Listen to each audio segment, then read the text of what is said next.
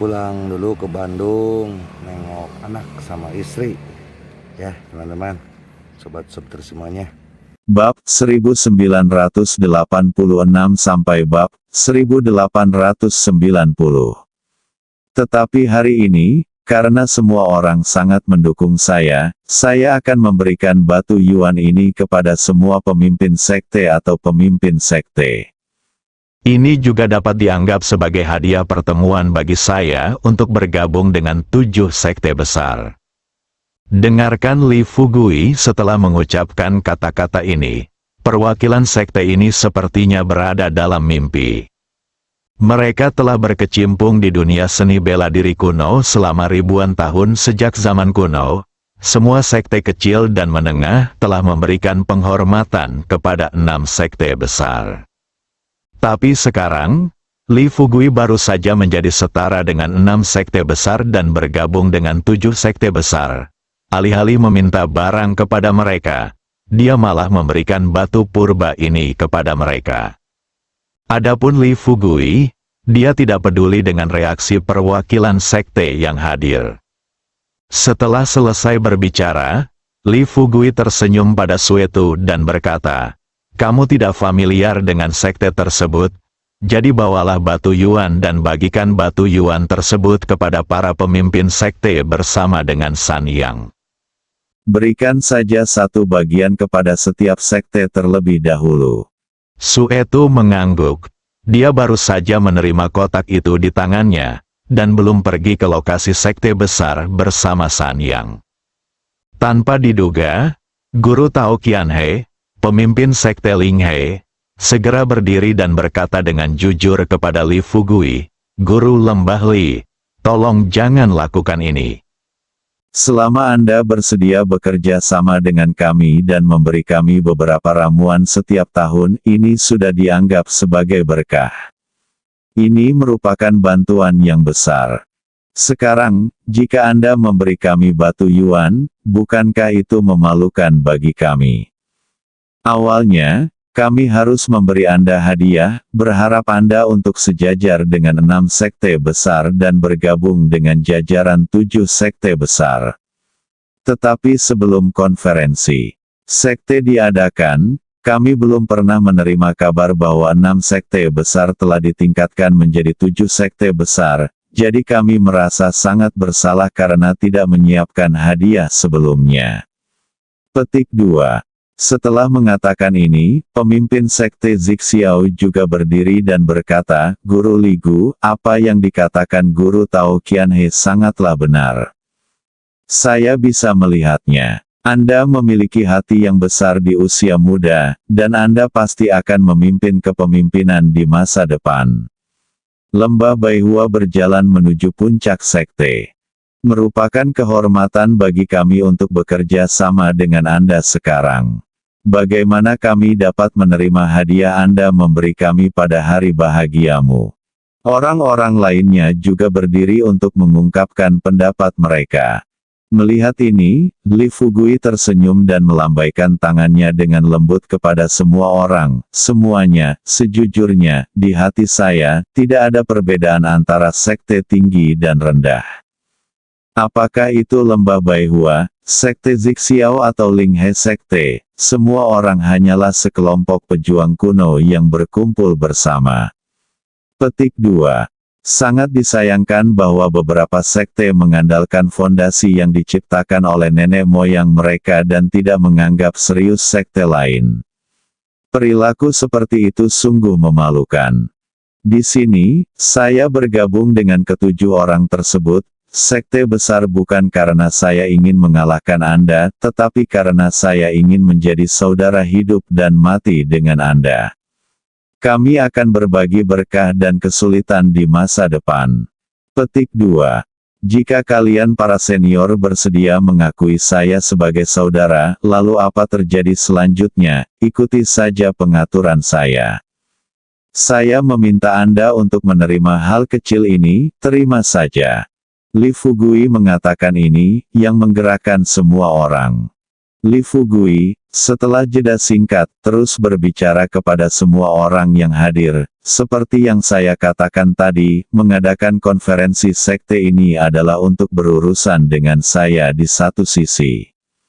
Sedangkan untuk sisi lain, saya pikir semua orang lebih tahu daripada saya. 6 sekte besar awalnya ingin menggunakan konferensi sekte ini sebagai kesempatan untuk membagi kembali sumber daya vitalitas. Sebenarnya, apa gunanya membagi hal ini? Sekte-sekte besar menempati 2/3 dari sumber daya vitalitas dunia. Sekarang, mereka masih ingin mencuri dari kita. Tentu saja, mereka hanya angan-angan untuk merebut sumber daya di tangan saya, tetapi saya tidak tega melihat mereka menindas semua orang seperti ini. Tanda seru. Siapapun yang memiliki sedikit otak dapat melihatnya. Li Fugui, anak ini, jelas ingin memenangkan hati orang-orang. Mengenai kepindahan Li Fugui, Chang Qiong dan yang lainnya secara alami mengetahuinya tetapi tidak mengatakan apapun tentangnya.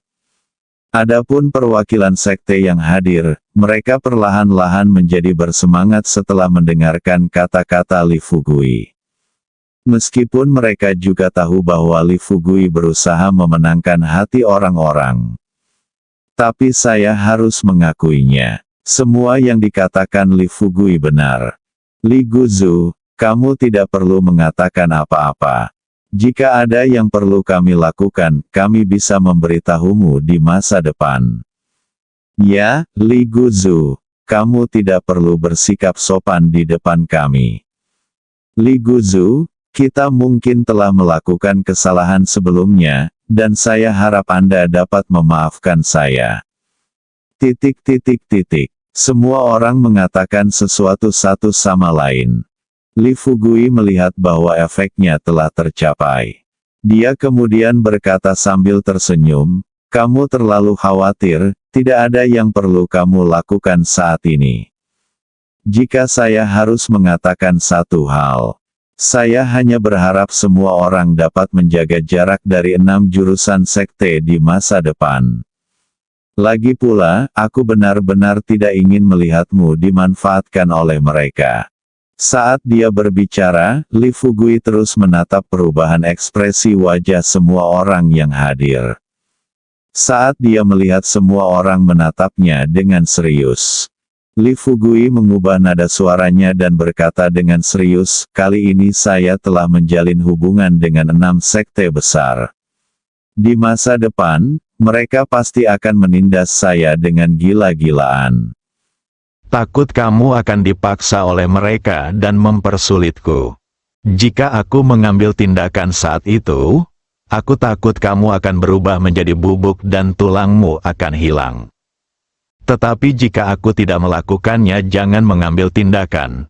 Ini akan terjadi, saya benar-benar tidak bisa menerimanya. Pada saat ini, semua orang sepertinya melihat niat baik Li Fugui. Guru Tao Qianhe berkata dengan tergesa-gesa, Guru Li Gu, kami tahu apa yang Anda pikirkan. Jangan khawatir, kami tidak akan pernah dimanfaatkan oleh 6 sekte utama. Guru dari sekte Zixiao juga berkata pada saat ini, ya, kami dulu awalnya dengan 6 sekte besar tidak terlalu tertarik satu sama lain. Setelah kejadian ini, saya pikir siapa pun yang memiliki sedikit otak dapat melihat bahwa Anda akan menjadi pemimpin dunia seni bela diri kuno di masa depan tidak akan kehilangan dirinya dalam pujian. Dihadapkan dengan pujian dari semua orang, dia hanya menghela nafas dan berkata, saya tidak sehebat yang dipikirkan semua orang. Oke, saya akan berhenti menonton konferensi sekte. Saya sudah mengatakan apa yang perlu dikatakan sebelumnya. Semua orang hanya perlu untuk diperhatikan di masa depan. Faktanya, tidak ada yang menyangka pertemuan sekte ini akan berakhir dengan tergesa-gesa. Semua orang mengira konferensi ini akan sama seperti sebelumnya, dengan banyak adegan yang mengejutkan. Tapi sekarang, Karena kemunculan Li Fugui, konferensi ini seperti bermain rumah-rumahan. Setelah Li Fugui selesai berbicara, dia meminta Su Etu dan San Yang untuk membagikan batu Yuan kepada pemimpin sekte yang hadir. Dia membawa Hua Duo dan yang lainnya kembali ke kediamannya. Tunggu sampai sore, Chang Qiong, Ibu Pertiwi dan lainnya baru saja menyelesaikan pekerjaannya. Sebagai penyelenggara konferensi sekte ini, di satu sisi, Chang Qiong ingin mengungkapkan persahabatannya kepada Tuan Tanah, dan di sisi lain, untuk merayakan masuknya Li Fugui ke dalam 7 sekte besar, mengatur personel secara khusus dan menyiapkan jamuan perayaan. Katanya itu adalah jamuan perayaan. Padahal, Chang Qiong hanya mencari peluang untuk lebih dekat dengan Li Fugui dan lainnya. Matahari terbenam di aula utama sekte Tiangang. Chang Qiong memimpin dengan mengangkat gelasnya dan berkata kepada Li Fugui, "Guru Li, selamat." Li Fugui sedang dalam suasana hati yang baik. Dengan senyum cerah di wajahnya, dia tersenyum ke langit dan berkata, "Saudaraku, apakah kamu masih harus bersikap sopan di depanku? Jika kamu benar-benar memperlakukanku sebagai saudara di masa depan, panggil saja aku saudara, sebagai ucapan selamat. Apalagi." Li Fugui secara tidak kasat mata telah membawa kemanusiaan dan kecanggihan duniawi ke dunia seni bela diri kuno. Meski kata-katanya agak mendadak dalam situasi saat ini, tapi itu harus dikatakan, nada suara Li Fugui membuat Chang Qiong dan yang lainnya merasa sangat nyaman. "Oke, kalau begitu, sama-sama. Ayo, mari kita angkat gelas bersama." Chang Qiong mengambil gelas anggur dan minum bersama semua orang. Dia menyembunyikan senyuman di wajahnya, menatap Li Fugui, dan melanjutkan, "Li Guzu, biarkan saudara-saudara makan dan minum di aula utama dulu. Ayo pergi ke aula belakang." Li Fugui kemudian berpikir bahwa Chang Qiong pasti memiliki sesuatu untuk didiskusikan dengannya. Tepat, dia juga ingin berkomunikasi dengan baik dengan Ibu Pertiwi dan yang lainnya. Lagi pula, dia tidak tahu apa yang akan terjadi setelah konferensi sekte selesai. Ada kekuatan dalam jumlah, berkumpul bersama. Jauh lebih baik membiarkan Ibu Pertiwi dan orang lain yang memahami 6 sekte utama memberikan saran bersama daripada bertindak sewenang-wenang sendirian. Pikirkan ini. Li Fugui mengangguk dan tersenyum dan berkata, "Oke, kita bersaudara tidak bisa melepaskannya di sini."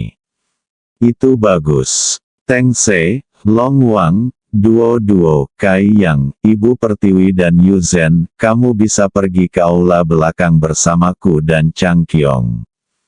Orang-orang yang disebutkan itu mengikuti Li Fugui dan Chang Qiong. Bersama-sama mereka sampai di apse. Saat ini, makanan lezat sudah disiapkan di atas meja. Li Fugui seperti biasa, dan begitu dia duduk, dia meminta semua orang untuk menggunakan sumpitnya terlebih dahulu. Hanya, semua orang yang hadir merasa gelisah menghadapi ajakan Li Fugui. Tidak ada satupun dari mereka yang mengulurkan tangan untuk mengambil makanan. Hua Duo semakin mengernyit melihat Li Fugui. Dia berkata, "Apakah kamu masih berpikir untuk makan sekarang?" Pertemuan sekte ini berakhir dengan tergesa-gesa, dan saya selalu merasa cemas. Secara relatif, Hua Duo telah ada di game ke-6 selama bertahun-tahun dan yang lain lebih mengetahui situasi sekte tersebut. Dia tahu bahwa dengan gaya penanganan 6 sekte besar, mereka tidak akan pernah melepaskan Li Fugui dengan mudah. Li Fugui tertawa dan bercanda di luar, tapi hatinya juga sangat tertekan. Namun sebagai lokomotif, ia harus memikul tanggung jawabnya. Kamu tidak bisa begitu saja bersedih seperti semua saudaramu saat menghadapi masalah, bukan?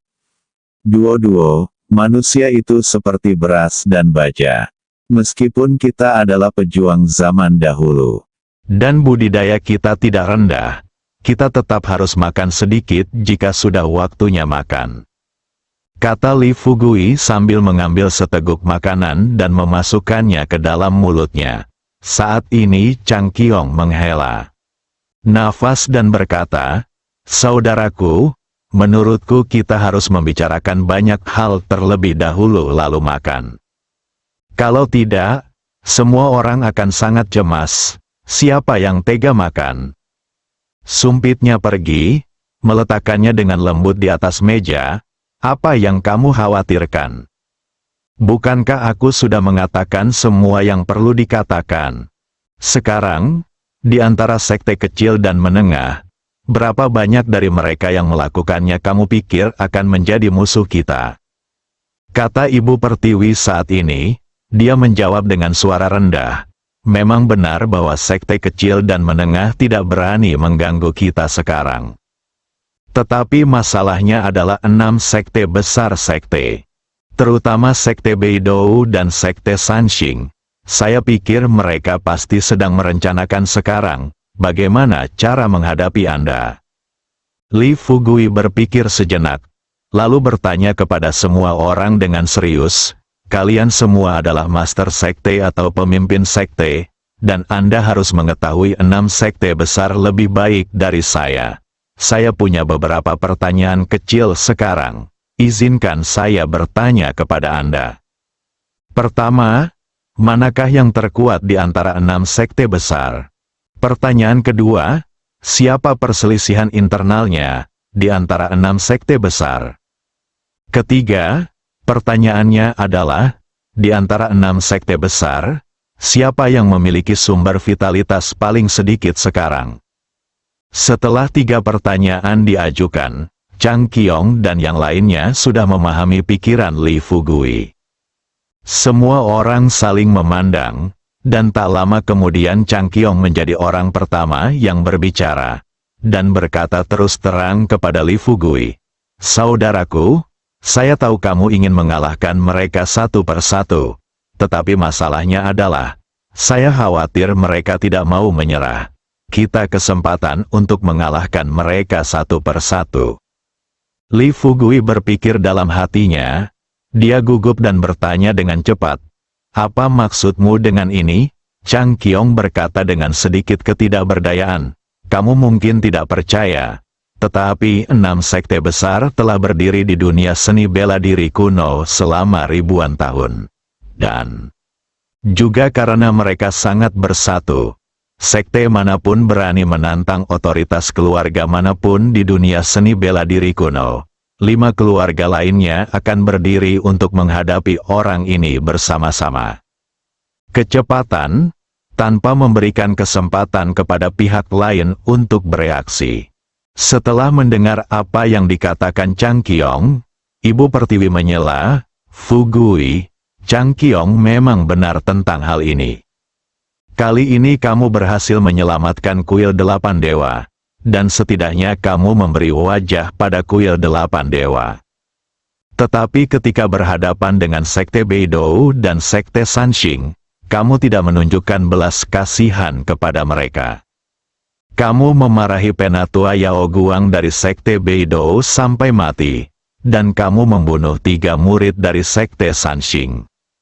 Ini belum pernah terjadi sebelumnya," kata Guru Tengsi ragu-ragu saat ini. "Saya tidak tahu apakah harus mengatakan sesuatu atau tidak." Li Fugui menatap Tengsi dengan pandangan menegaskan. Melihat ini, Tengsi menganalisis dengan suara rendah. "Saya pikir lebih baik kita pergi ke desa Xiaoxi sesegera mungkin untuk mendiskusikan solusinya sementara kita duduk di sini untuk mendiskusikannya, di mana tuan kita mengolah ramuan." Li Fugui tidak sebodoh itu saat itu. Dia langsung mendengar implikasi dari kata-kata Guru Tengsi. Pada saat yang sama, Chang Qiong, Ibu Pertiwi, dan lainnya juga memberikan pandangan setuju.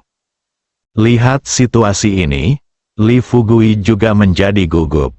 Pikirkan tentang itu. Jika pada saat ini, 6 sekte besar benar-benar tidak kembali, tetapi membawa semua orang ke desa Xiaoxi, maka Tante Zixuan, Wang Hao, Tuan Xie dan lainnya yang akan bertanggung jawab untuk melindungi desa mungkin bukan salah satu dari 6 sekte besar.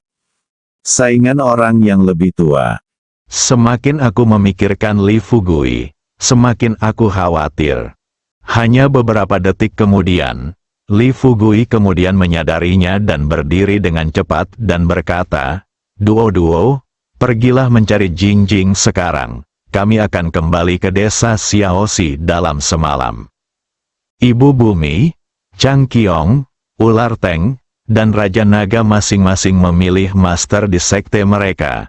Dan mereka akan urusan sekte akan diserahkan secepat mungkin. Jika kamu bisa, ikut aku ke desa Xiaoxi kali ini. Yu Zhen, di sisimu, sebelum Li Fugui bisa menyelesaikan kata-katanya, Yu Zhen berkata terus terang. Dia berkata, "Suamiku, aku tidak perlu mengatakan apa-apa. Kali ini aku akan membawa kedua tetua itu bersamamu ke desa Xiaoxi."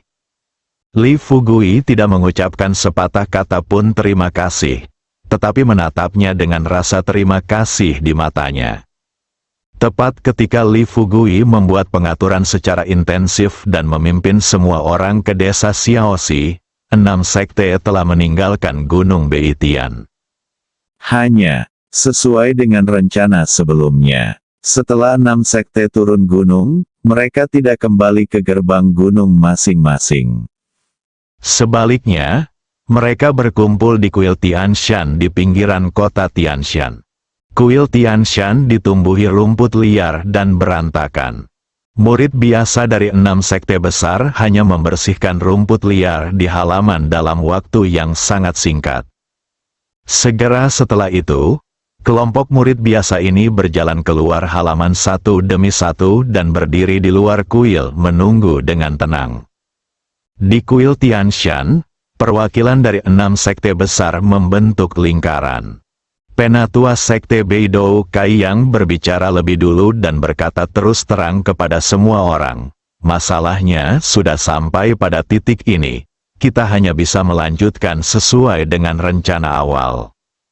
Li Fugui nakal, anak laki-laki berambut kuning, dan berani setara pijakan bersama kami.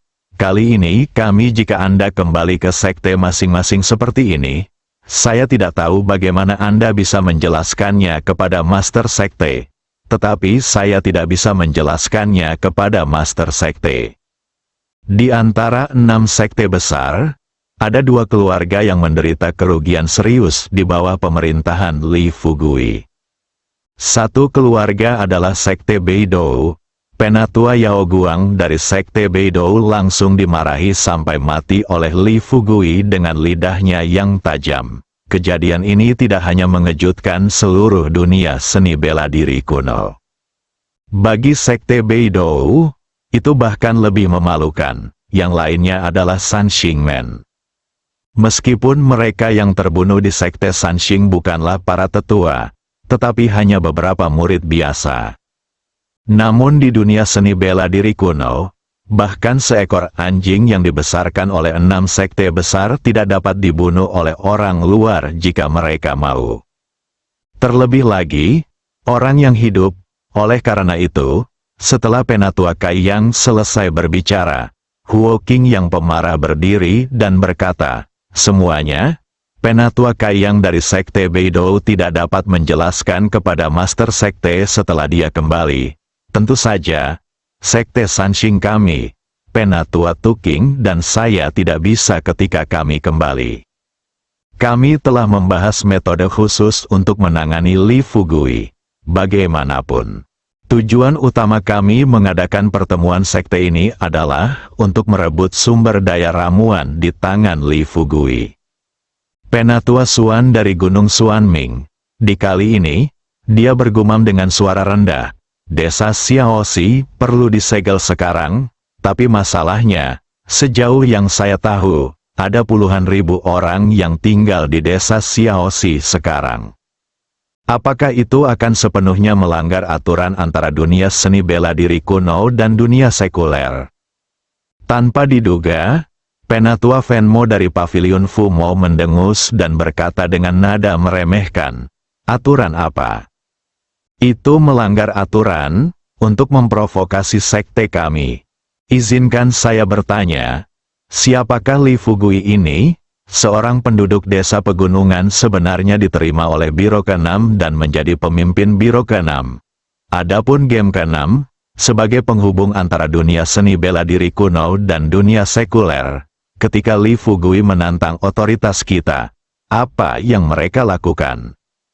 Selain menjadi pengecut, apakah mereka berdiri dan mengatakan sesuatu yang adil? Menurutku, setelah kita menyegel desa Xiaoxi kali ini, jika dunia sekuler benar-benar ingin bersaing dengan kita, sebaiknya kita kembali ke dunia ribuan tahun yang lalu dan membiarkan sekte kita mendominasinya. Bukankah itu indah? Namun dia mengutarakan pemikiran perwakilan sekte yang hadir. Memang, dengan kecepatan perkembangan Li Fugui, tidak ada yang mau percaya bahwa anak ini telah mencapai level ini dengan mengandalkan kekuatannya sendiri. Dan satu-satunya yang bisa membantu Li Fugui tumbuh dewasa. Kecuali Ining ke-6, tidak ada orang lain. Lagi pula, prajurit dan master dunia semuanya berkumpul dalam sekte, dan master teratas semuanya ada di 6 sekte utama. Adapun keluarga tersembunyi itu, mereka hanyalah boneka dari banyak sekte. Adalah murni angan-angan untuk meminta orang-orang ini membantu Li Fugui mencapai ketinggian seperti itu.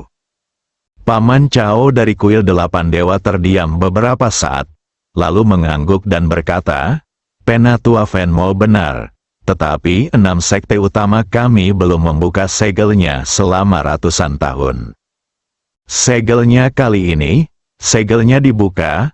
Penatua Kayang tertawa terbahak-bahak dan berkata terus terang, "Paman Cao terlalu khawatir. Selama Anda mengetahui rahasia membuka segel, saya yakin kami akan mampu buka segelnya ketika waktunya tiba." Fang Chun, Penatua San Ling Niu mengeluarkan peta dari tangannya saat ini. "Buka dan letakkan rata di tanah." Melihat ini, Venmo bertanya dengan rasa ingin tahu, "Penatua Ling Niu, apa yang kamu lakukan?" Ling Niu berkata perlahan, "Semuanya, tidak ada masalah dalam menyegel desa Xiaoxi. Tidak ada masalah dalam membuka segelnya. Haruskah kita menggambarkan dulu area yang disegel itu?"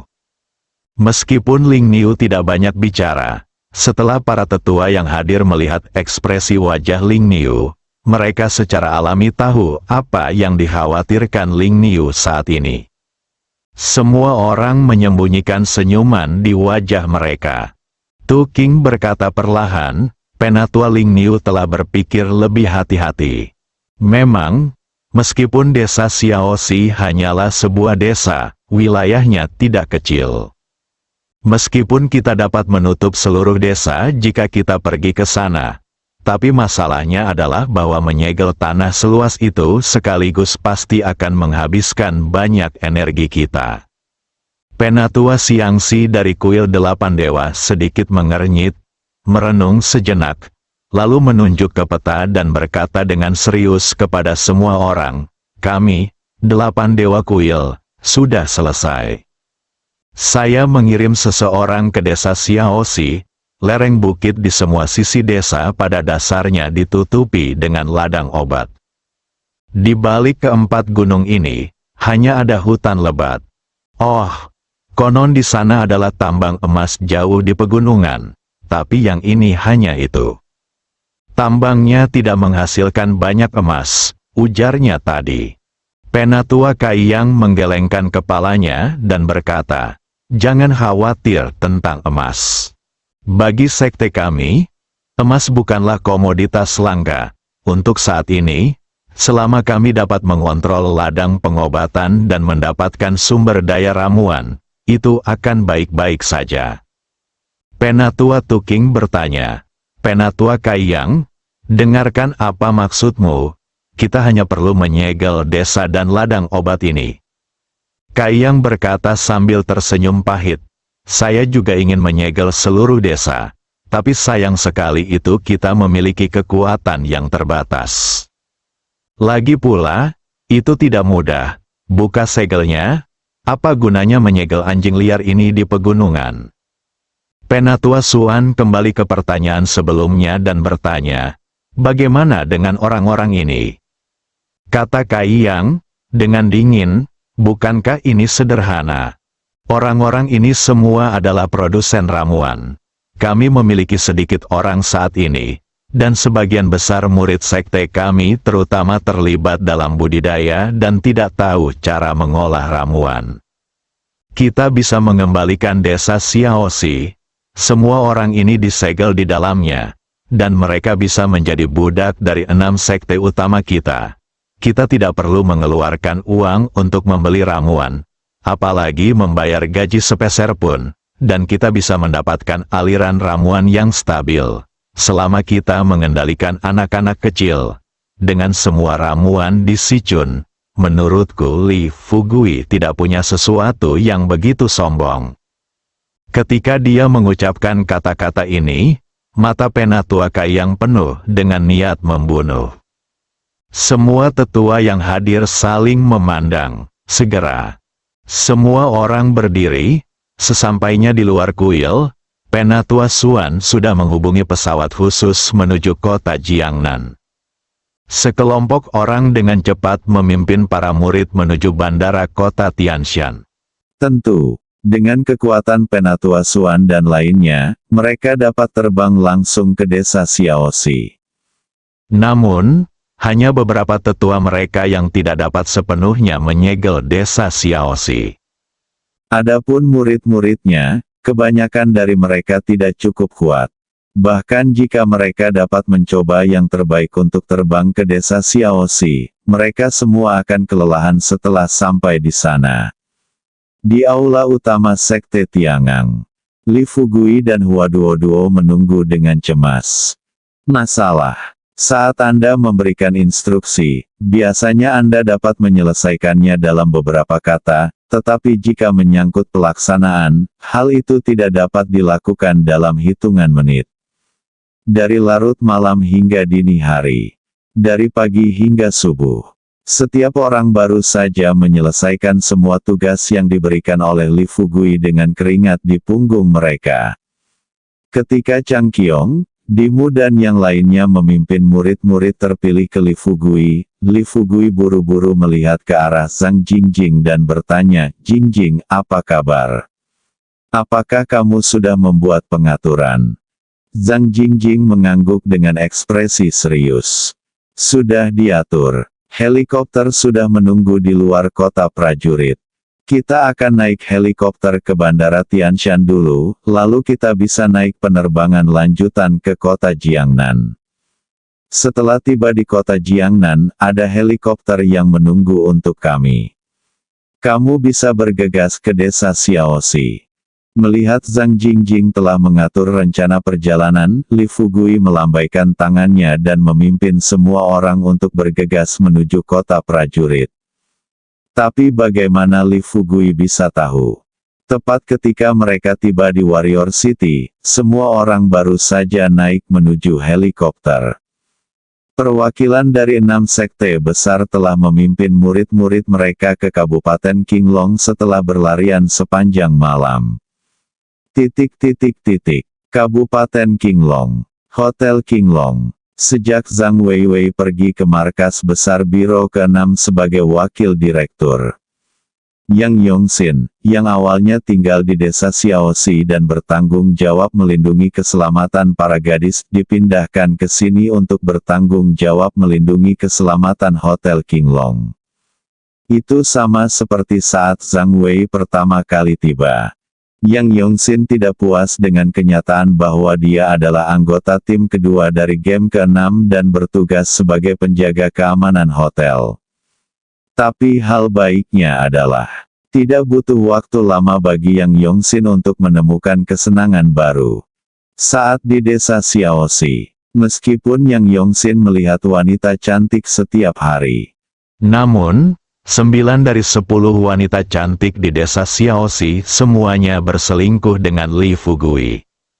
Sebagai bawahan Li Fugui, Yang Yongsin tidak berani mengkhawatirkan para wanita di desa Xiaoxi. Namun berbeda di Qinglong Hotel. Kecuali Wang Xiaoli, dia bisa menggoda pelayan lain sesuka hati. Yang terpenting berada di Qinglong Hotel benar-benar berbeda dengan berada di tim kedua sebelumnya.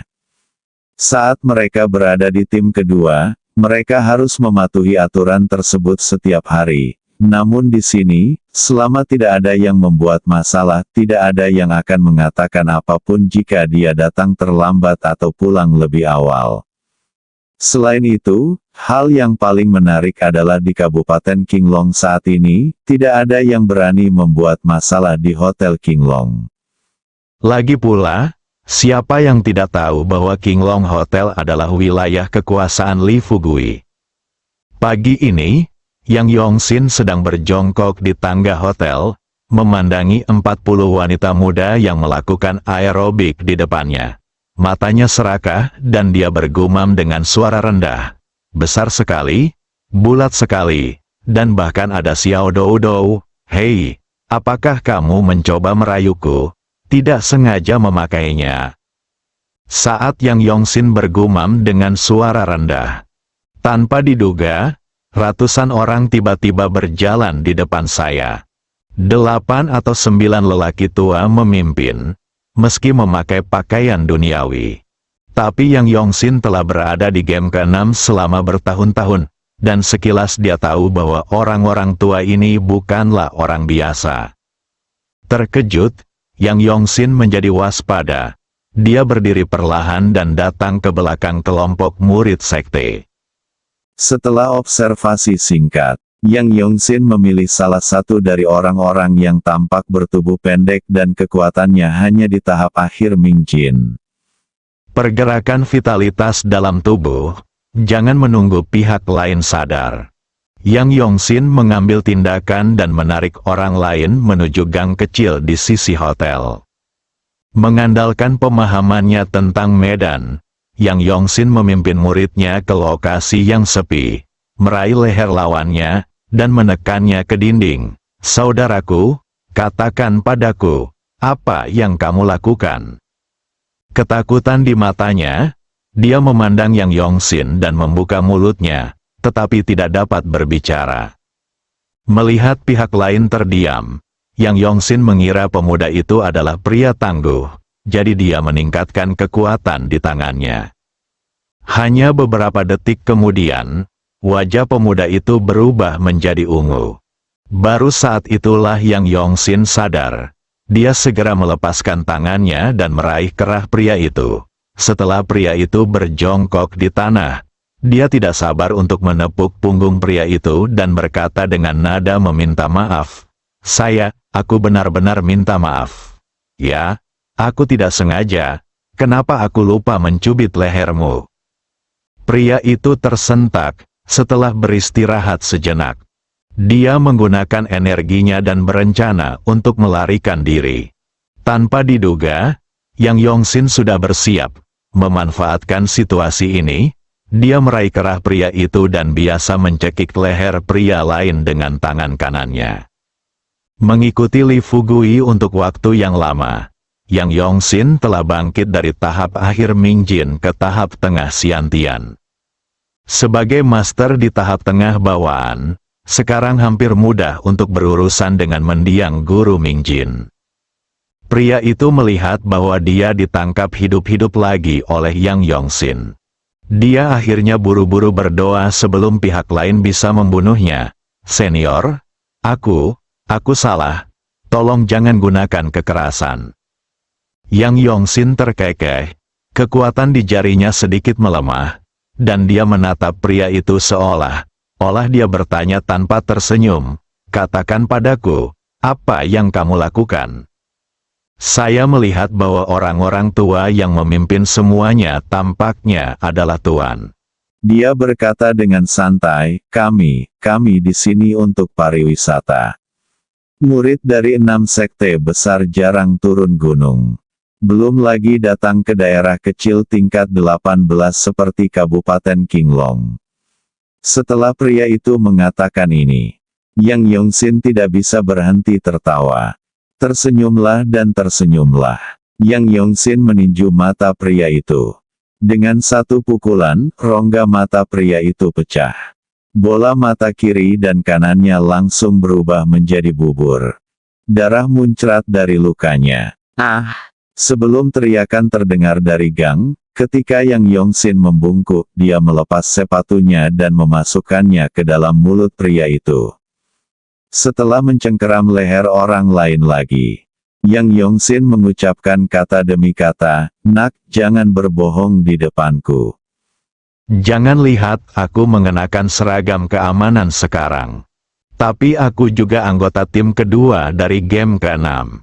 Katakan padaku, siapa kamu, untuk apa kamu di sini? Jika kamu tidak mengatakan yang sebenarnya hari ini, aku tidak bisa membunuh orang-orang tua itu, tapi aku bisa membunuhmu dengan mudah. Terlepas dari apakah mereka pejuang kuno atau orang biasa di dunia. Saat menghadapi kematian, mereka akan menunjukkan ketakutan yang besar. Terlebih lagi, saat ini, pria itu telah buta pada salah satu matanya, dan dia dengan jelas menyadari betapa kuatnya Yang Yongxin. Untuk bertahan hidup, pria itu dengan cepat berkata, Saya adalah murid dari Sekte Sanqing." Keyakinan Yang Yong bergetar ketika dia mendengar kata-kata Sekte Sanqing. Dia menarik napas dan menatap pria di depannya dengan kebingungan. Setelah melihatnya dengan cermat, dia terus bertanya, "Apa katamu? Apakah kamu murid Sekte Sanqing?" 6 sekte besar. Salah satunya. Jika Anda tidak tinggal di pegunungan untuk berlatih, mengapa Anda datang ke Kabupaten Qinglong? Hanya para tetua dari 6 sekte besar yang tahu tentang penyegelan desa Xiaoxi. Kelompok murid ini tidak tahu apa yang mereka lakukan di sini.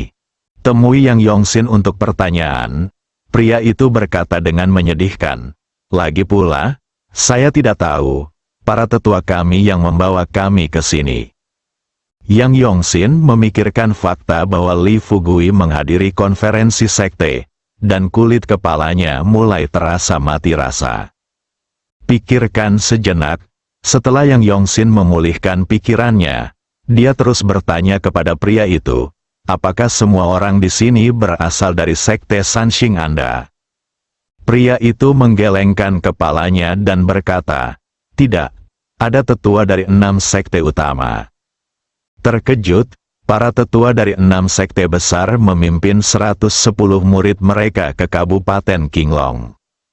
Lihat, pasti ada bencana di Kabupaten Qinglong. Untuk memahami situasinya, Yang Yongxin mengangkat pria itu dari tanah dan berkata, "Katakan padaku, mengapa 6 sekte besar datang ke Kabupaten Qinglong kali ini? Jika kamu tidak memberitahuku hari ini, aku akan membunuhmu sekarang juga." Dan berkata, "Senior, saya benar-benar tidak tahu.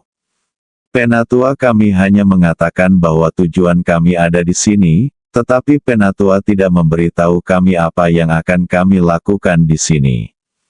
Murid biasa, dan kami tidak di sini bersama para tetua.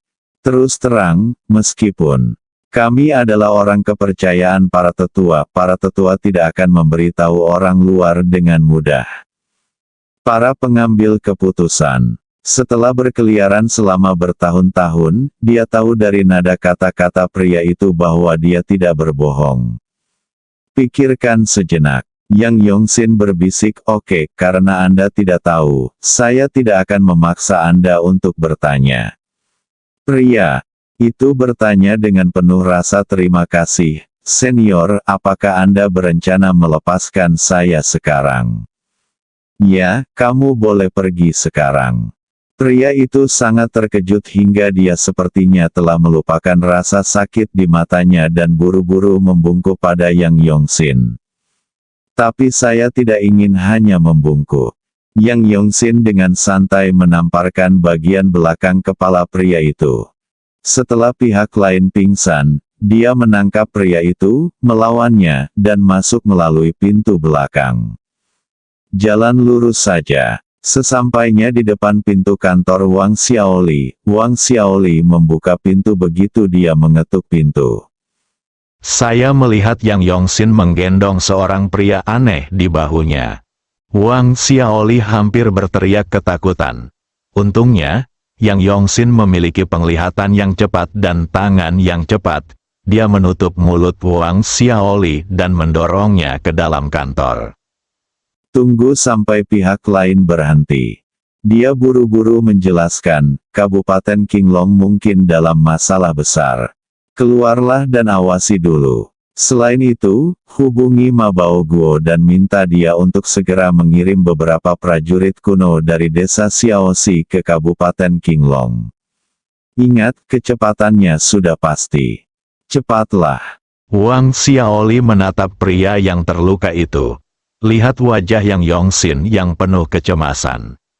Tagar setiap kali verifikasi muncul, mohon jangan gunakan mode penyamaran.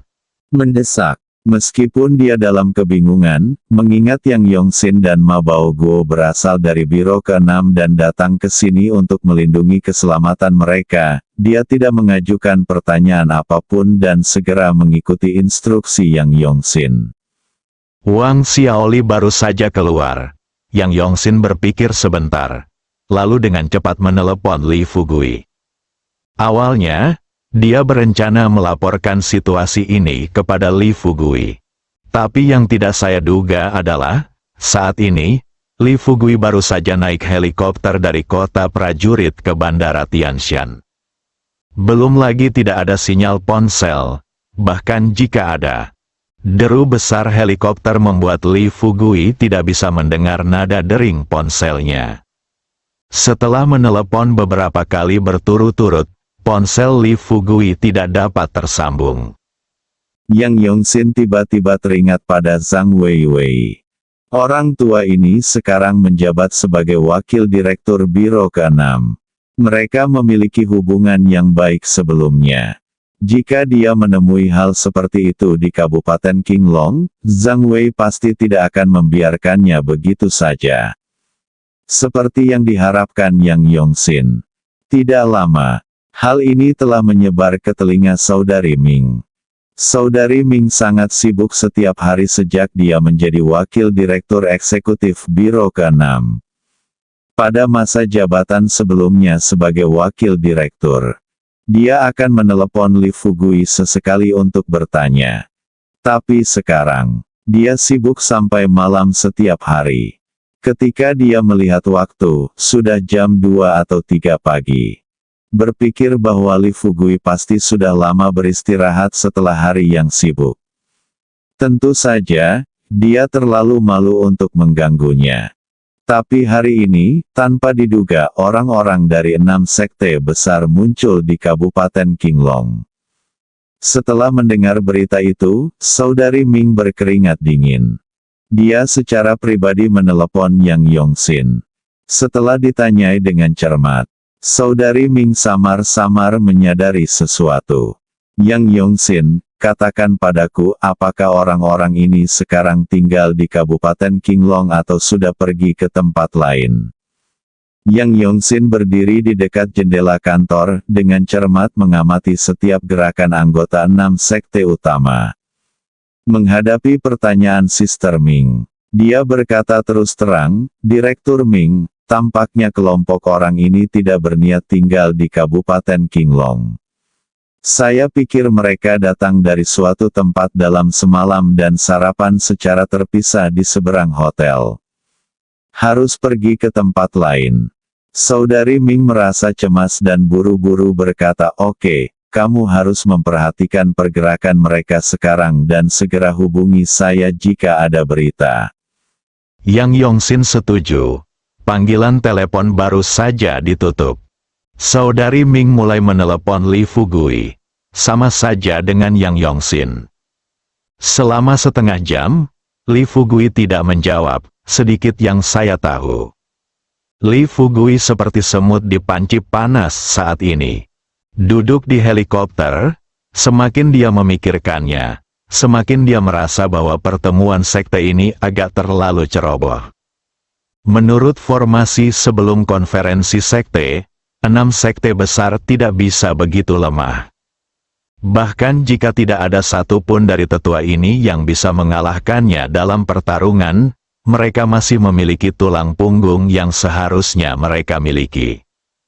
Tetapi pada akhirnya, ketika dia muncul di konferensi sekte, bahkan tidak ada pertempuran serius, dan dia benar-benar berada di peringkat di antara 7 sekte besar. Di samping itu, alih-alih mempertahankan kekuasaan di tangan mereka dan martabat 6 sekte besar sampai mati, 6 sekte besar meninggalkan tempat kejadian dengan marah. Semua situasi ini menggambarkan satu masalah, yaitu 6 sekte besar pasti punya rencana lain. Hanya saja dia masih belum tahu apa yang ingin dilakukan bajingan tua ini. Bersambung.